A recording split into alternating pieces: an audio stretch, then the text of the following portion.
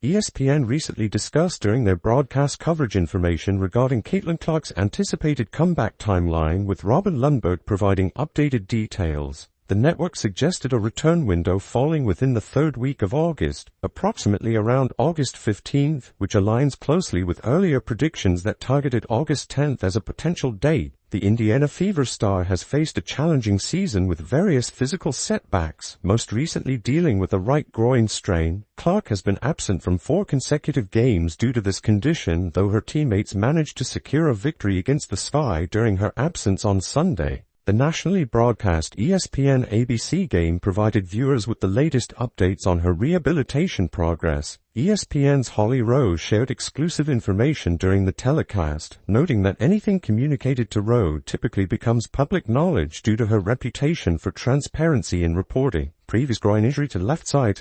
So this time we're going to make sure she has a time practice to get rid of him in time with her teammates.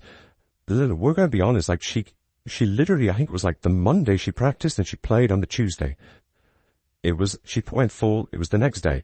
I think that if you're looking for the Fever, I said here, a realistic window, knowing that her status we monitor on a day-to-day basis, said a third week of August, a pocket of Fever schedule that could be realistic.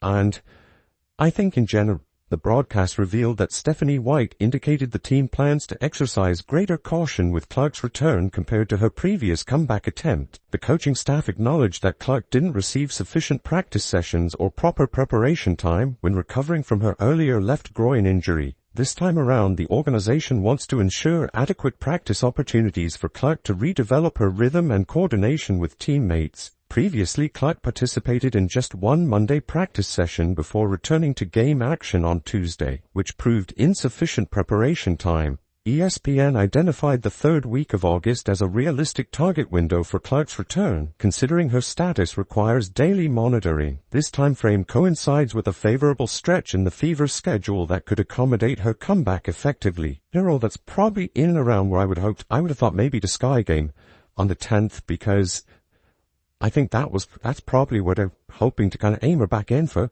But again, I think they were saying a lot of it was she wants to play a couple of days of practice in a row. But they play games every 2 days. So if you guys haven't seen the Fever schedule, so the Fever come in and they have a game on Wednesday. They then have a game on Friday. So they play Wednesday, Friday, Sunday. The team's upcoming schedule presents specific challenges and opportunities.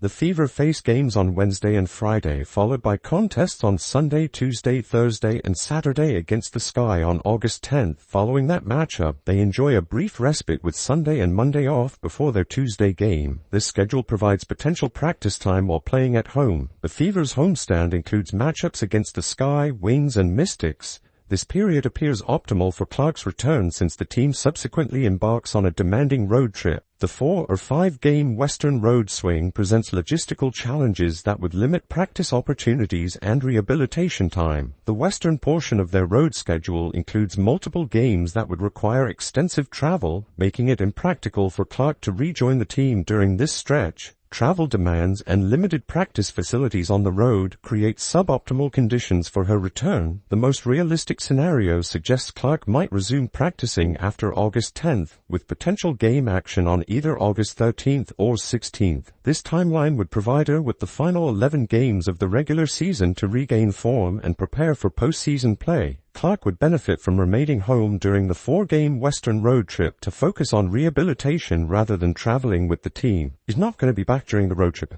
They go on a 5-game road or 4-game road trip. She will not be back during the road trip. They're not going to get enough practice time. I wouldn't be surprised considering the fact that quite some of these games are out west. 2 of these games are west. She'd definitely come back for these games. These 2 games here. So I think, that 10th, maybe she comes back and starts practicing after the 10th. And they try to get her back for either the 13th or the 16th game. And that sounds like the most realistic thing. Because look, she comes back for the 16s, 1, 2, 3, 4, 5, 6, 7, 8, 9, 10, 11s. While fans in those markets would miss seeing her play, prioritizing her long-term health and recovery takes precedence over short-term appearances. Olsen feared when Mencia, he's the lead when B.A. Bays ain't B. The anticipated return schedule suggests Clark might participate in team activities when they return home on Friday, potentially joining shoot-around sessions and limited 5-on-5 scrimmaging. she would likely sit out the Saturday CBS game against the Sky before potentially returning for either the Wings or Mystics contest. This conservative approach appears sensible given the injury timeline. While Clark's specific groin strain might not typically require a full month of recovery, the cautious timeline accounts for her recent injury history. The primary objective isn't just healing the current injury, as Clark has likely already recovered from the groin issue itself. Instead, the extended timeline aims to prevent additional soft tissue injuries and ensure optimal health for playoff competition. The medical staff wants to minimize re-injury risk while positioning Clark for peak performance during the postseason. A 10-game regular season stretch should provide sufficient preparation time for playoff success. The Fever's ability to maintain competitiveness during Clark's absence becomes crucial for their postseason positioning. Away, road trip, I'd sit out completely out. I would completely sit out. And then, I think they're right that they're probably going to come back in. They're probably going to get back on, I guess, the Thursday night game, the Saturday night game. They're probably going to get back on Friday. And she might take part in like a shoot around, a little bit of 5v5 on the Friday, and then sit out the Saturday game against the Sky on CBS, and then come back maybe for the Wings game or the Mystics game. I think that ESPN are probably on the money with that. I think that currently sitting 2 games above .500, they can afford a modest decline during the challenging road stretch. A 2-3 record during the 5-game span would leave them 1 game above .500 entering the Sky matchup. Victory against the Sky, which appears achievable even without Clark, would restore their 2-game cushion above .500. This positioning allows flexibility during the Wings and Mystics games, knowing they should secure at least 1 victory in those contests with Clark's return, even if they struggle initially upon her return. A strong finish, including a likely victory over the Sun, would maintain their playoff positioning. The team needs to navigate the challenging back-to-back games against the Lynx while staying competitive. A 24-20 final record would likely secure a 4th or 5th seed playoff position, which represents the optimal scenario for the Fever. This seeding would avoid the dangerous 6-seed position and the uncertainty of 7-8 matchups. While the Aces might pose challenges in lower-seeded playoff series, the Fever would prefer avoiding such scenarios. In 4th or 5th position, the Fever would face either the Dream or Storm in opening playoff rounds, matchups that favor Indiana with Clark healthy. Look good, hit some timey shots. Rachel Bonham hit some timey shots. They kept. Every time the Fever looked to pull away, they didn't give up and they fought back. It was absolutely first of all, I just want to say, this is one of the better games. This is one of the games I'm like, if I'm a Sky fan, I know you want to say there's no tomorrow victory, but your team sucks this bad. Thank you for the $15, Rob. I really appreciate that. When your team suck this bad, the team shows greater potential in these specific playoff scenarios compared to alternative seedings. The extended recovery timeline makes strategic sense beyond medical considerations. Rushing Clark back during a demanding road trip would compromise her rehabilitation quality and limit practice opportunities. The conservative approach prioritizes long-term success over immediate gratification. The Fever's performance without Clark demonstrates important team development. Their ability to remain competitive during her absence builds confidence and depth that benefits the entire organization. Continued success without their star player creates a stronger foundation for her eventual return. When Clark does return, the team will be better positioned both competitively and developmentally. The experience gained during her absence should translate into improved team chemistry and individual player growth. This development becomes crucial for postseason success, where depth and versatility matter significantly. They're struggling a little bit. Their starters were a bit iffy. Natasha Howard didn't want to be there. She did not want to be there. And that's fine. Natasha Howard, it's very clear when Natasha Howard is locked in, she's one of the better power forwards in the league. When she's not locked in, she's one of the worst players in the league. There's no in between. When she saw Angel Reese was not going to be there, she was just like, nah. Missed a couple of open layups, 0 of 5 in the field, 0.0 rebounds. It is what it is. She's had some insane games. The franchise recognizes that championship aspirations require Clark's presence and optimal health, while the team can compete for playoff positioning without her. Advancing deep into the postseason demands her full participation and peak performance. The current conservative approach serves these long-term championship goals effectively. This represents a significant victory for Indiana. Many observers might downplay the 15-point margin against Chicago, noting Angel Reese's absence, but Indiana was also without Caitlin Clark. Rebounds. It is what it is. She's had some insane games, so I'm not going to be too annoyed by this. I thought Ari McDonald's, I know, like, box score-wise, she looked good. I did not think she played well. I thought she made a lot of costly turnovers, a few live ball turnovers. I did not think she played well.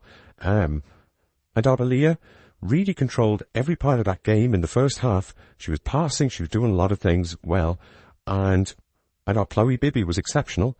In Chloe Bibby's, this stands as a quality triumph, representing Chicago's strongest performance by far since Ariel Atkins suffered her injury. The Sky demonstrated was exceptional. In Chloe Bibby's first 4 minutes on the floor, she hit 2 3-point shots, and in her first 4 minutes, she already scored more points than Bree Turner has done for the Indiana Fever. Bree Turner and Dantas both got DMP coach decisions. Lexi Hall, I thought this was her first. I know she didn't shoot the greatest. This is her first real game looking like Lexi Hall in a while. And look, whether she starts or whether she's on the bench, she's still iffy on the layups. She is an energy player, and Rachel Bannum connected on important shots throughout the contest. Each time Indiana threatened to extend their advantage, Chicago responded with determination and refused to surrender. For Sky supporters, despite their reluctance to acknowledge moral victories when a team struggles this severely, the current stretch of poor play necessitates finding positives wherever possible. When facing inevitable defeats, these small triumphs become essential. This performance absolutely qualifies as such a positive for Chicago. Regarding Indiana's showing, the starters faced some challenges early on. Natasha Howard appeared disengaged and uninterested in competing. Her inconsistency remains evident. When focused, she ranks among the league's elite power forwards, but when disconnected, she becomes one of the least effective players. Recognizing Reese's absence, Howard seemed mentally checked out, missing easy scoring opportunities near the basket, finishing scoreless on 0 field goals, and grabbing no rebounds. Given her previous outstanding performances, this subpar outing can be overlooked. I swing at the 300 behind the stream. But, we gotta talk about, first of all, before we go to Kelsey Mitchell, it was unbelievable. K.K. effing Timpson. K.K. Timpson. Like, this is a player that I kid you not, K.K. Timpson is for real. Like, she is a black hole. But she just flies. Ari McDonald, despite favorable statistics, made several costly mistakes, including multiple live ball turnovers that hurt the team. Aaliyah Boston dominated the opening half, controlling various aspects through excellent passing and overall court management. Chloe Bibby proved exceptional in limited minutes, sinking 2 3-pointers in her first 4 minutes and already outscoring players like Bree Turner, who received coaches' decisions along with Dan. Lexi Hall showed glimpses of her true capabilities for the first time recently, despite shooting struggles. Whether starting or coming off the bench, she remains inconsistent around the rim but provides valuable energy. Hall likely will accept a team-friendly contract extension rather than demanding significant compensation. K.K. Timpson deserves special recognition as a legitimate talent. She moves like a player who can truly elevate, displaying remarkable athleticism with her ability to soar through the air and extend her unusually long wingspan. Her proportions resemble those exceptional NBA players possess. Despite being a raw talent requiring development, Timpson scored 14 points while showing solid free throw shooting.